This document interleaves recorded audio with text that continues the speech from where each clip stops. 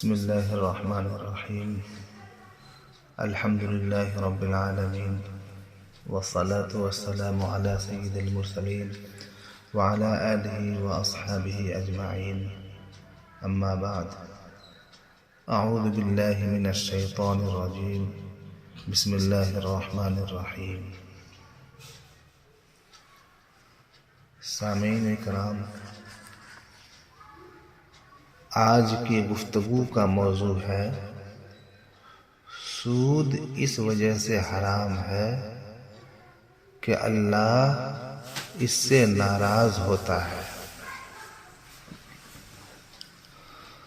قرآن کریم میں اللہ تعالیٰ فرماتے ہیں الذين يأكلون الربا لا يقومون إلا كما يقوم الذي يتخبطه الشيطان من المس ذلك بأنهم قالوا إنما البيع مثل الربا وأحل الله البيع وحرم الربا فمن جاءه موعظة من ربه فانتهى فله ما سلف وأمره إلى الله ومن عاد فأولئك أصحاب النار هم فيها خالدون يمحق الله الربا ويربي الصدقات۔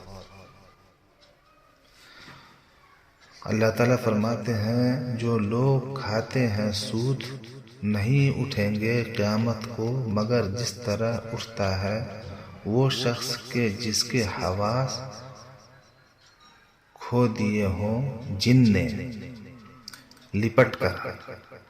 یہ حالت ان کی اس واسطے ہوگی کہ انہوں نے کہا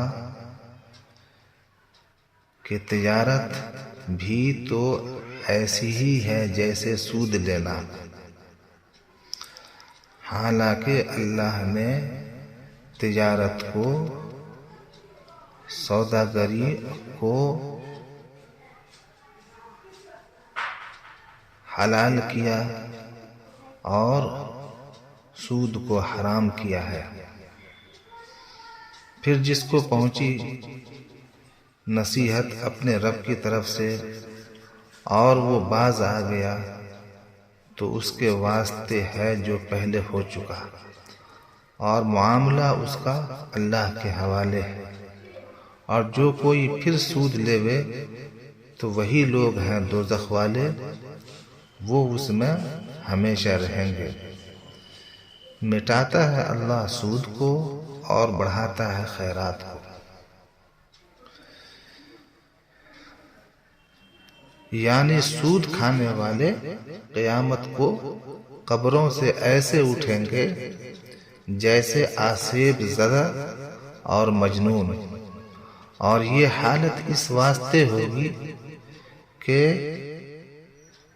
انہوں نے حلال و حرام کو یکساں کر دیا، اور صرف اس وجہ سے کہ دونوں میں نفع مقصود ہوتا ہے دونوں کو حلال کہا، حالانکہ بیع اور ربا، تجارت اور سود میں بڑا فرق ہے کہ بیع کو یعنی تجارت کو حق تعالیٰ نے حلال کیا ہے اور سود کو حرام کیا ہے۔ اللہ تعالیٰ فرماتے ہیں کہ سود کی حرمت سے پہلے جو تم نے سود لیا دنیا میں اس کو مالک کی طرف واپس کرنے کا حکم نہیں دیا جاتا، یعنی تم کو اس سے مطالبہ کا حق نہیں، اور آخرت میں حق تعالیٰ کو اختیار ہے چاہے اپنی رحمت سے اس کو بخش دے، لیکن حرمت کے بعد بھی اگر کوئی باز نہ آیا بلکہ برابر سود لیے گیا تو وہ دوزخی ہے، اور خدا تعالیٰ کے حکم کے سامنے اپنی عقلی دلیلوں کو پیش کرنے کی سزا وہی سزا ہے جو بیان فرمائی ہے۔ آگے کی آیت میں ہے اللہ سود کے مال کو مٹاتا ہے، یعنی اس میں برکت نہیں ہوتی بلکہ اصل مال بھی ضائع ہو جاتا ہے۔ چنانچہ حدیث پاک میں ارشاد ہے کہ سود کا مال کتنا ہی بڑھ جائے انجام اس کا افلاس ہے۔ اور خیرات کے مال کو بڑھانے سے یہ مطلب ہے کہ اس مال میں زیادتی ہوتی ہے اور اللہ برکت دیتا ہے اور اس کا ثواب بڑھا دیا جاتا ہے، جیسا کہ احادیث میں موجود ہے۔ یعنی بات سمجھ گئے ہوں گے کہ سود کی لعنت اور سزا کیا ملتی ہے؟ وہ یہ ملتی ہے کہ مال کی برکت چلی جاتی ہے۔ جو لوگ سودی کاروبار کرتے ہیں ان کے مال کی برکت ختم۔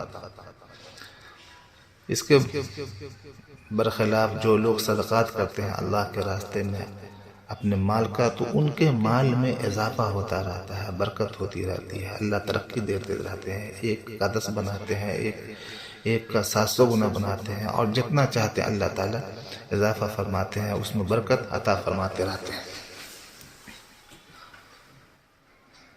یہ موضوع بہت اہم ہے، اس لیے میں آپ حضرات سے گزارش کرتا ہوں کہ بہت دل سے سنیے اور ہدایت حاصل کرنے کے حوالے سے سنیے، اور اس نیت سے سنیے کہ ہمیں اپنے آپ کو بدلنا ہے نا، گمراہی سے نکلنا ہے، سود کی ضلالت سے نکلنا ہے، سود کی جو وعیدیں ہیں ان سے نجات پانا ہے، اور سود کی لعنت سے اپنے آپ کو مکمل طور پر پاک کرنا ہے۔ اگر آپ چاہیں گے تو ضرور اللہ پاک کریں گے۔ اس لیے اس سلسلے میں جو ہے میں حضرت حکیم الامت مولانا اشرف علی تھانوی رحمۃ اللہ علیہ کے بعض ملفوظ آپ کے سامنے پیش کرتا ہوں۔ حضرت فرماتے ہیں کہ بعض لوگ جو یہ خیال کرتے ہیں کہ اگر نیت اچھی ہو اور کسی کا نفع ہو تو سفلی عمل بھی جائز ہے، جس میں شیاطین سے استعانت ہوتی ہے، مدد لی جاتی ہے۔ حضرت فرماتے ہیں یہ خیال بالکل غلط ہے۔ اسی طرح آج کل یہ مرض پیدا ہوا ہے کہ بعض لوگ گناہوں کے متعلق وجہ دریافت کیا کرتے ہیں کہ سود کیوں حرام ہے، اس میں کیا خرابی ہے، جان بیمہ کیوں ناجائز ہے، اس میں تو بڑا نفع ہے۔ تو حضرت فرماتے ہیں یاد رکھو کہ اس سوال کا کسی مسلمان کو حق نہیں۔ مسلمان کے لیے اتنی وجہ کافی ہے کہ حق تعالیٰ اس فعل سے ناراض ہیں۔ آگے حضرت فرماتے ہیں عاشق کو اتنی بات معلوم کر لینے کے بعد محبوب اس بات سے ناراض ہوتا ہے، کسی اور درجہ کا انتظار نہیں ہوتا۔ پھر مسلمانوں کو گناہوں کے متعلق علل اور اسباب کی تلاش کا انتظار کیوں ہے؟ آگے پھر فرماتے اور اگر تم عاشق نہیں بنتے تو خدا کے غلام تو ہو، بندہ تو ہو۔ اب خود ہی انصاف کر لو کہ اگر تمہارا کوئی نوکر یا غلام تم سے یہ دریافت کرنے لگے کہ آپ فلاں کام سے کیوں ناراض ہوتے ہیں، اس کی وجہ پہلے بتا دیجئے، تب میں اس کام سے باز آؤں گا، ورنہ میں اپنی رائے پر عمل کروں گا۔ تو بتائے حضرت فرماتے ہیں تو آپ اس کے ساتھ کیا برتاؤ کریں گے؟ آپ اس کے ساتھ کیا برتاؤ کریں گے سمجھ لیجئے۔ حضرت آگے فرماتے ہیں افسوس تم اس غلام سے بھی گزرے ہو گئے جس کو ایک شخص نے خرید کیا اور پوچھا کہ تیرا نام کیا ہے؟ اس نے کہا کہ اب تک خواہ کچھ ہی نام تھا لیکن اب سے تو وہی نام ہے جس سے آپ پکاریں۔ آقا نے پوچھا تو کیا کھاتا ہے؟ کہنے لگا جو حضور کھلائیں گے وہی کھاؤں گا، جو آپ پہنائیں گے وہی پہنوں گا۔ حضرت آگے فرماتے ہیں افسوس ہم خدا کے ساتھ اتنا بھی برتاؤ نہیں کرتے اور اس کے احکام میں علتیں ڈھونڈتے ہیں۔ آج کل اکثر نو تعلیم یافتہ اس میں مبتلا ہے کہ ان کو یہ جواب کافی نہیں ہوتا کہ سود اس واسطے حرام ہے کہ خدا تعالیٰ اس سے ناراض ہے، بلکہ وہ اس کی عقلی علت معلوم کرنا چاہتے ہیں، اور جب تک علت معلوم نہ ہو اس وقت تک ان کو تسلی نہیں ہوتی۔ آگے حضرت فرماتے ہیں ایک صاحب کہنے لگے کہ میں سود کے مذموم ہونے کی علت یہ نہیں تسلیم کرتا کہ اس سے دوزخ میں جانا ہوگا، بلکہ میں اس واسطے اسے حرام سمجھتا ہوں کہ اس میں بے مروتی بہت زیادہ ہے، کہ اپنے بھائی کو دیے تو تھے 100 روپے اور لے لیے 200۔ حضرت فرماتے ہیں میں کہتا ہوں کہ یہ علت ایسی ہے جس کو ذرا سے تامل کے بعد ہر عاقل توڑ سکتا ہے، کیونکہ ذہین آدمی یہ کہہ سکتا ہے کہ ایسی بے مروتی ہر تجارت میں ہے۔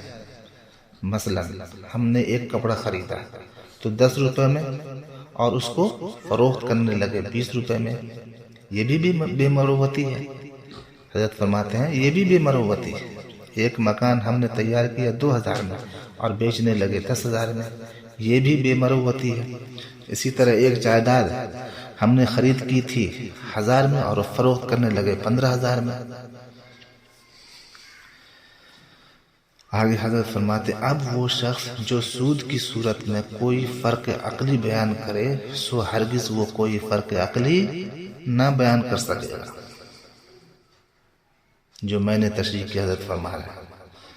چنانچہ حضرت فرماتے ہیں کفار مکہ کو بھی یہی شبہ پیش آیا تھا، ان کو بھی یہی حیرت تھی، وہ کہتے تھے انما البیع مثل الربا، کہ ربا اور بے میں کیا فرق ہے، سود اور تجارت میں کیا فرق ہے، دونوں ظاہر میں یکساں معلوم ہوتے ہیں، تو اب وہ علت کہاں رہی؟ قرآن پاک میں حضرت فرماتے ہیں اس کا جواب جو دیا گیا ہے وہ سننے کے قابل ہے۔ حق تعالیٰ نے عقلی وجہ فرق کوئی نہیں فرمائی،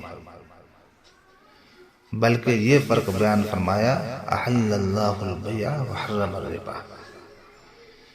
کہ دونوں یکساں کیوں کر ہو سکتے ہیں، بلکہ دونوں میں بڑا فرق ہے، اور وہ یہ ہے کہ حق تعالیٰ نے بیع کو یعنی تجارت کو تو حلال کیا ہے اور سود کو حرام کیا ہے، اور حق تعالیٰ مالک ہے، انہیں اختیار ہے کہ جس چیز کو چاہیں حلال کر دیں اور جس کو چاہیں حرام کر دیں، کسی کو وجہ دریافت کرنے کا کوئی حق نہیں۔